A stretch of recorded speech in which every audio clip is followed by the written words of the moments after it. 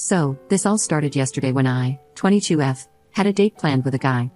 He ended up not showing up, so naturally, I texted the group chat about it, and my sister is in this particular group chat.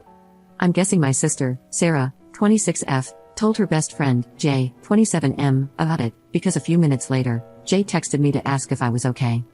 I told him yes, just a little disappointed since I was pretty excited to try that particular restaurant.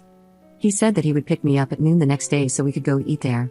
I told him it wasn't necessary, but he insisted, so I agreed, thinking nothing of it. Well, today he took me out as promised, and while we were eating, Sarah FaceTimed Jay. When he didn't answer, she called again and again. He answered the fourth call and asked her what was going on. She said that she was just checking up on us and told me to call her later. Later ended up being almost 8 o'clock. Jay and I spent the rest of the day together, hunting down some collectible dolls we both like, and trying different dessert spots along the way. On the way back to my apartment, Jay asked me to change the music on his phone. When I opened it, I saw that my sister had called him about 30 times throughout the day and texted him across multiple different apps. Jay had put his phone on Do Not Disturb after lunch, so it made sense why he didn't see those notifications. Once he dropped me off, I called my sister and asked her if everything was alright. She said yes, and asked if I had forgotten to call her back sooner. I told her that I was out with Jay, so I didn't get the chance, and figured it could wait since she didn't call me. She hung up, and a few minutes later, I got a call from my mom. She sounded angry and told me that I should be ashamed of myself. I said sure, but why today? According to my mom, Sarah called her in tears, saying that she had caught Jay and me smashing in their apartment. I was so confused. I told my mom that I did not, in fact, smash with Jay, and that I didn't even know they lived together.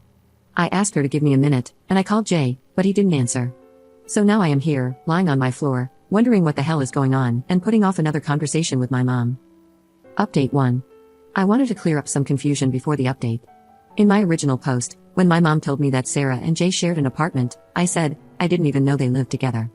Those were my exact words to her because, last I knew, Sarah had a roommate and Jay lived alone. I was right, that's still the case. Sorry I wasn't clear about that, I'm bad at expressing myself sometimes. Another thing is people were wondering how Jay found out about my date, or lack thereof, and according to him, he was hanging out with a few of his friends, including my sister, and she told him about it in a joking way.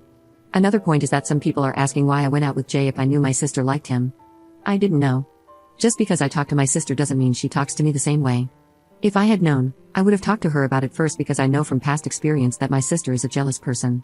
Anyway, last night was a doozy. Jay called me back and said he was going to stay at a friend's place because he would feel safer with company.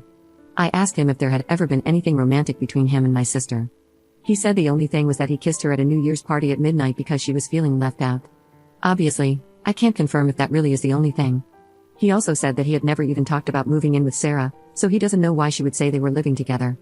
After I spoke with Jay, I called my mom again.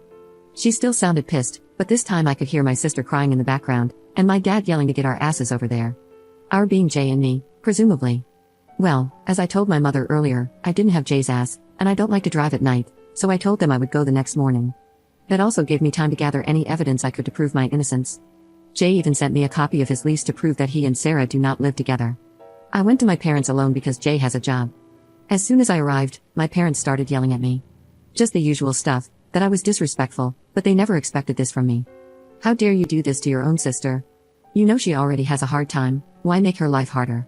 My dad even called me a whore. That was fun. I kind of just sat there and did the math on how much faster I would be able to finish my grad program and flee the country, or at least the state. I wasn't very tuned in until my mom told me that if Sarah lost her job because of me, I would need to financially support her until she found another one. That's when I snapped and told them that if they thought I was going to do that, then they were as delusional as my sister. Missing one day of work because of a tantrum over something that didn't even happen was not going to get her fired. My dad said that Sarah had been missing work to make sure that Jay wasn't leaving work early to go see me. I found out my sister also told them that Jay was missing a lot of work, so he wasn't taking enough home for their bills. They had been sending her rent money for months. I told them it wasn't true, and showed them the lease Jay sent, which clearly states when the lease started and when it ends. It also had his address, which is not the same as Sarah's. My mom brought Sarah out of her room, where she had apparently been this entire time, and told her to explain herself. Sarah said that Jay probably got that other apartment so he could be closer to me when he went on supposed business trips. First of all, Jay is a software developer, I don't know what business trips he would go on. Second, it was a nice way to find out that my sister doesn't even know where I live, because Jay's apartment is almost an hour away from mine. I showed my parents that on Google Maps, and they finally started to believe me. Sarah started crying and calling me a liar. My dad told me that even if what I said was true, I shouldn't have been so hard on Sarah, and that as her sister, I should be helping her when she's having a rough time like this. I told him I wasn't a therapist, but if she ever decided to get help, I would pitch in. I left after that. There was nothing else I needed to say, and there was no point in waiting for an apology. My dad looked uncomfortable, and my mom was too busy consoling my sister to notice me leaving. I haven't talked to them since then. Sorry if you were expecting a fun update where I somehow got revenge on my sister or something crazy and petty. Thanks for caring, though, and to those of you who shared your own stories under my original post, damn, I'm sorry you went through that. Update 2. I don't really know how to start this post, but I felt obligated to write an update after everyone sent me so much love and support. It's been an entire year since I last posted, and there were a couple of questions I saw were pending when I logged back in, so I'll answer those first. Jay got a permanent restraining order against my sister. It took some months and a lot more harassment, but he has that now. As for why my sister was lying to get money from our parents, I couldn't tell you. I don't know where all the money was going, but I'm pretty sure she lied because she didn't want them to be disappointed in her. A lot has happened, but to sum up, my sister was arrested for not respecting the restraining order and also breaking into my home. My parents were furious with me after I didn't help bail her out.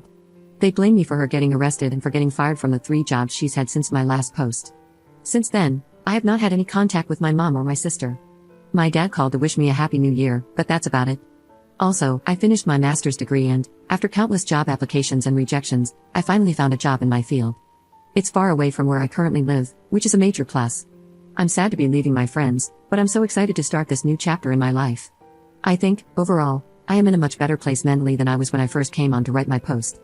I intended to use Reddit as a tool for journaling, but I think that didn't really work for me, so I found different methods to express and reflect on my feelings and situations. I think I'll still use my account, but probably just for trivial things that will hopefully not get very much attention.